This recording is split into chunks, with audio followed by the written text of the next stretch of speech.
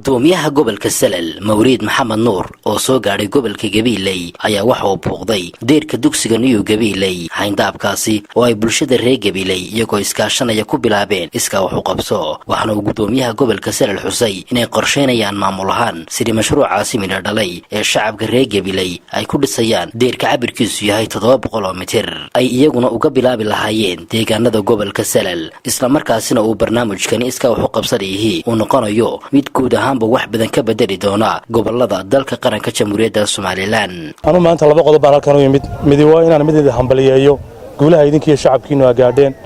cid kasta oo shacabkiina kamida iyo idinkuba guusha aad gaadheen ee inaad hadafkiina ka mid dhalisaan runtii aniga maalintii gudoomiyihii sheegayay waxaan isla waxa qaadan doontaa 5 bilood 6 bilood laakiin 4 cisho gudoomiyay waxay ku noqotay wax la yaab leh taasina waxay cadeynaysaa inay bulshada u bisil tahay inay wax qabsato oo gelin hore oo 24 saac waxaan gaarin deerka lagu dhiso marka labaadna sirtan aan idinka xadayna waxa aan u nimid halkan waxa weey inaan sirtan idinka xadno oo aan gobolkayga geeyno oo aan sidaas wax loo dhisay sidaas wax loo qabanay runtii waxaan aaminsanahay ummadan ka yimid inay iyada laftirkeeguna hanqal taagaysay sidan wuxuu bilowdo taana hormoodkayga idinka ayaa yeelanaya ka Gabiley ahaan aniga runtii sharaf ay tahay inaan maanta idin kala soo qayb gala maalintii afraad oo gabagababa ku dhow yahay oo dhamaadiya Gabileyna taariikhda waligeedba meel bay kaga taalay waxaan aaminsanahay mudooyinkii dambe isbedelkii socday inuu tanna ka mid yahay oo ay keentay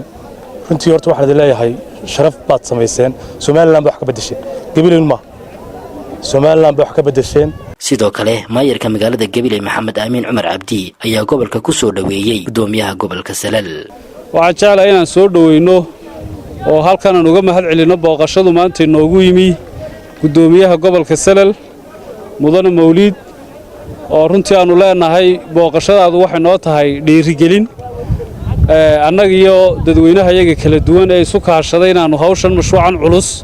aanu u babacdhigno arrintan maanta aynu halkan u joogno aynu 4 cisho ka shaqaynanay waxay noo tahay